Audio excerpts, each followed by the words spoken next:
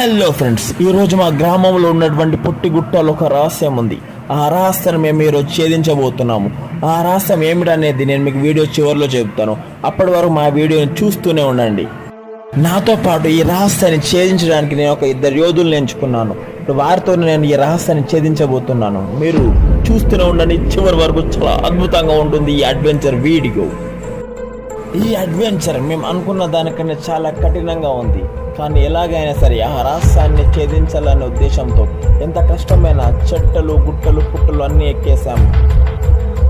మేము ఎలాగోలా ఆ రహస్యం దగ్గరికి చేరుకున్నాము.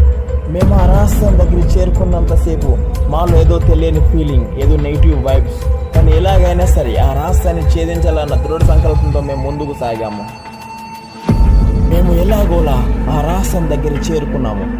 ఆ రహస్యం దగ్గర చేరుకోగానే ఏదో తెలియని నెగిటివ్ వైబ్స్ వస్తున్నాయి. అది చాలా లోపట ఉంది. అక్కడి నుంచి కింద పడితే మా వెముక కూడా దొరకదు.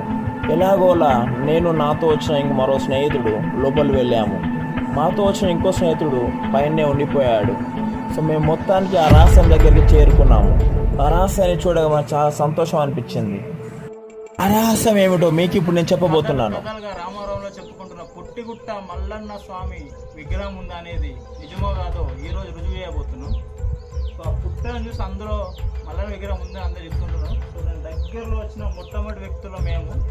దాని దగ్గరికి ఎక్స్ప్లోర్ చేయబోతున్నాం, చూడండి. దానికి మేము ఆ రహస్యం దగ్గరికి చేరుకున్నాము. అక్కడ చూస్తే ఏమీ లేదు, ఒక పుట్ట మాత్రమే ఉంది. గ్రామస్తులు ఆ పుట్టనే మల్లన్న స్వామిగా భావిస్తున్నారు.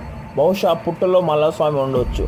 కానీ ఆ పుట్ట మాత్రం చాలా వింతగా ఉంది. దానికి బేస్ లేదు, ఆ రాక్కి ఆనుకొని ఉంది. మేము అక్కడ చాలాసేపు ఉండలేకపోయాము. ఏదో నెగిటివ్ వైబ్స్ మమ్మల్ని తరుముతూ ఉన్నాయి, ఇక్కడి నుంచి వెళ్ళిపోవని. సో వెంటనే మేము పైకి వచ్చేసాము. ఎలాగోలా మొత్తానికి మా రహస్యాన్ని మేము ఛేదించాము. మీకు ఈ వీడియో నచ్చితే ప్లీజ్ లైక్, షేర్.